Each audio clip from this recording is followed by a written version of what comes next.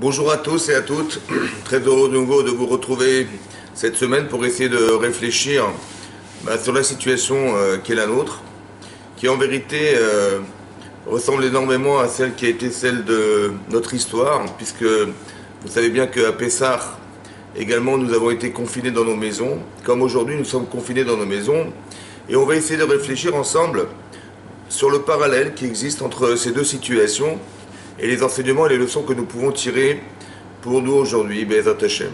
Vous savez qu'à une certaine époque, à l'époque où nous étions tous assujettis à un roi égyptien qui était Pharaon, la Torah nous dit que nous avons passé quand même 210 ans d'esclavage en Égypte, dans des camps de travail qui étaient très très durs, très très difficiles. Et Moshe Rabbeinu, qui nous a, Baruch Hashem, sauvés de cette situation, a lui aussi était complice de notre souffrance et Baruch Hashem, il nous a, grâce à Dieu, sortis d'Égypte. Mais pour que cela se fasse, un jour, Hashem a demandé au béni Israël, on était le mois de Nissan, le premier jour du mois de Nissan, c'est marqué dans la parashat Bo, que Akadosh Baruch Hu a demandé à Moshe Rabbeinu de dire au béni Israël, le premier jour du mois de Nissan, vous allez, le 10e jour, prélever un sacrifice. Ce sacrifice était un agneau, qui était à l'époque un agneau sacré par les Égyptiens. Vous allez le conserver pendant 4 jours, vous allez l'attacher au pied de vos lits, et le 14e jour, vous allez le sacrifier pour pouvoir ensuite le consommer dans la nuit du 14. C'est la raison pour laquelle la Torah nous dit que on a aujourd'hui la mitzvah, comme à l'époque, de manger le Korban Pessah, ce qui n'est plus possible puisque malheureusement nous n'avons pas le Beth Amikdash. Mais à l'époque, ils ont dû manger le Korban Pessah, al matzot umrorim, en consommant des matzot et également du maror. Et c'est ce qu'on fait aujourd'hui, on mange, Baruch Hashem à Pessah, on mange des matzot et du maror pour se souvenir de ce que les Bnei Israël avaient vécu juste avant de sortir d'Égypte. Alors qu'est-ce que ça veut dire? Alors il faut savoir aussi, une chose importante, que qu'est-ce que c'était la mitzvah, et en quoi cette mitzvah nous a sauvés, puisque disent les Chachamim, les sages de la Torah, que par le mérite, notamment de la mitzvah du Korban Pessah, nous sommes sortis d'Égypte. Qu'est-ce qu'il y avait de particulier cette mitzvah pour faire que, par ce mérite, nous sommes sortis d'Égypte? Il faut savoir que dans la paracha de Vaïra, lorsque Moshe Rabbeinu a proposé à Paro de sortir avec les Bnei Israël dans le désert pour justement apporter ce korban, ce sacrifice de Pessah, et de recevoir et le message d'Akadosh Baruch Hu, sur ce, Paro a dit, non, vous allez faire ça ici, vous allez faire cela en Égypte. Pourquoi sortir d'Égypte pour approcher un korban, un sacrifice, alors que ça peut se faire chez nous, en Égypte? Et sur ce, Moshe Rabbeinu a dit à Paro, comme ça c'est marqué, est écrit dans la paracha de Vaïra, c'est marqué, et bien écrit là-bas, que Moshe a dit, mais si on devait le sacrifier en Égypte, en sachant que le korban Pessah est un agneau, et un agneau est un animal sacré en Égypte, et bien sûr que les Égyptiens vont nous lapider. Voilà ce que dit le passouk, le verset. Et sur ce, Paro va répondre en disant, mais ok, tu as raison, c'est vrai que ça ne se fait pas, et donc aller dans le désert, mais pas trop loin. Et donc on voit pertinemment que, selon l'opinion de Moshe Rabbeinu et celle de Pharaon, c'était très dangereux de sacrifier un sacrifice pareil en Égypte, sachant que ce korban était un korban sacré. Or, on voit que Hachem a dit, non, vous allez faire ce korban, vous allez faire ce sacrifice, carrément dans vos maisons. Oui, dans sa maison, et chacun va consommer en famille le korban Pessah. Et si, dit la Torah, ce korban Pessah, ce sacrifice, était trop important, vous allez associer vos voisins pour pouvoir le consommer. Donc on voit qu'on a exactement fait l'inverse. Ça veut dire quoi? Ça veut dire que ce qu'Hachem nous a demandé, c'était d'avoir la capacité, non pas de croire en Dieu simplement, de savoir qu'Hachem existe, mais d'être capable de s'engager dans la croyance qu'on a d'Hachem. Cette croyance-là, elle était engagée au prix de nos vies. Parce qu'on savait que si on était capable de faire une chose pareille, c'était au détriment de sa propre vie. Et vous avez compris que les Bnei Israël se sont engagés jusque-là. Le jour où Hachem a ordonné, le 10, ce fameux jour du 10 Nissan, le 10 Nissan, qu'est-ce que c'était comme date en fait? Le 10 Nissan. Le 10 Nissan, c'est ce fameux Shabbat. Le Shabbat à Gadol qu'on va bientôt fêter, qui était Gadol. En quoi ce jour était grand?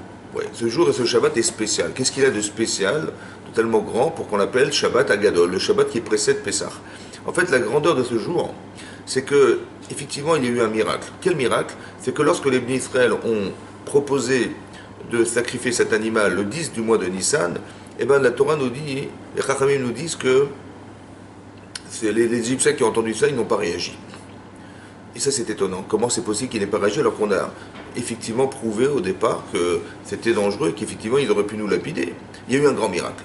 Mais d'où est issu ce miracle? Vous avez compris que ce miracle est issu d'une chose extraordinaire. C'est que, en fait, on n'a pas de calcul à faire. Que, évidemment, que si Hachem nous demande de l'approcher et de le sacrifier, évidemment qu'une mitzvah ne peut pas nous le condamner. Dans ce cadre-là, c'est incroyable. Et donc, si on a la Emouna venant, ce message venant d'Hachem, évidemment qu'il ne va rien nous arriver, évidemment que, mais ça, il fallait y croire. Évidemment que on va pouvoir le faire, cette mitzvah pour être faite, et cet engagement pour être rempli. Tout ce que je veux vous dire ici, c'est que, ici, on vit une période un peu similaire. C'est-à-dire que, autour de nous, voilà, tout est éteint. Voilà, notre activité professionnelle est arrêtée. Le monde est en silence. Rien ne se passe. Vous sortez dans la rue, si vous avez l'occasion, pour des raisons évidemment nécessaires et obligatoires de sortir, vous vous rendez compte que les rues sont vides. Hein. On a l'impression que tout va se passer chez soi, à la maison. On nous apprend qu'il y a une nouvelle qui va nous arriver très bientôt, j'espère. Ben, c'est l'avenue du Mashiach, et donc comme si on devait être confiné à la maison pour attendre une information. Un petit peu comme les Israël qui étaient là et qui attendaient il fallait faire ce Korban de Pessah pour nous annoncer la Géoula. Et comment ça s'est déclaré? Ben, c'est parce qu'on s'est engagé. On s'est engagé très très fortement, pas simplement parce qu'on a une croyance qui est marquée dans les livres, dans la Torah, mais aussi d'être engagé physiquement, c'est-à-dire qu'il fallait être capable de faire ce korban. Et il fallait être capable de prendre ce sang et d'asperger nos poteaux et nos linteaux, et que Hachem Passach, il a sauté au-dessus des maisons, et il nous a épargnés parce qu'il a vu l'engagement. Il n'a pas vu le sang, il a vu l'engagement qui était le nôtre. Quel était l'engagement personnel du clan d'Israël à l'époque? Et bien c'était clair. Parce que les Israël, vous savez, étaient aussi idolâtres, autant que les Égyptiens étaient idolâtres. Et lorsqu'on a été capable de sacrifier cet animal, on a été capable de sacrifier son passé d'idolâtre. C'est ça que ça veut dire. Ça veut dire que lorsqu'on fait teshuva, et lorsqu'on est capable d'avoir le courage de pouvoir se dire aujourd'hui j'arrête, aujourd'hui je recommence ma vie, aujourd'hui je m'attache au mitzvot, aujourd'hui je m'attache à Hachem. Et cet engagement, comment il est effectif? Ben, il est effectif parce que j'ai fait quelque chose d'héroïque. Je me suis engagé pas seulement dans ma tête, j'ai pas seulement pris sur moi de m'engager, mais je me suis carrément proposé d'amener ce korban, et donc j'ai montré à Hachem dans mon cœur que j'étais attaché à ses valeurs, j'étais attaché à lui, et je n'attendais qu'une seule chose, c'était de pouvoir sortir d'Égypte. Aujourd'hui, l'occasion est présente, elle nous concerne tous, je pense. C'est que le confinement doit nous permettre, non pas de ressasser des choses qui sont anxiogènes, mais de réfléchir et de se dire, mais évidemment qu'Hachem, il nous fait un cadeau fantastique, une proposition extraordinaire.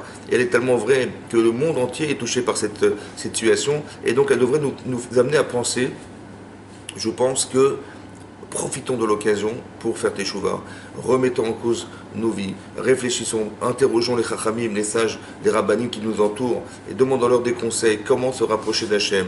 On va faire des cours Be'ezrat Hachem pour pouvoir diffuser ces informations, mais il faut qu'il y ait quelque part une remise en question, parce que cet événement, il doit nous bouleverser au point de se dire que Hachem nous envoie un message extraordinaire, et c'est le révélateur de ce qu'on espère, Be'ezrat Hachem, que très bientôt, on va pouvoir assister à la Géoula, que chacun s'engage, et que chacun réfléchisse, et chacun engage ses enfants, sa femme et ses enfants autour de soi, pour pouvoir accepter le Mashiach très prochainement.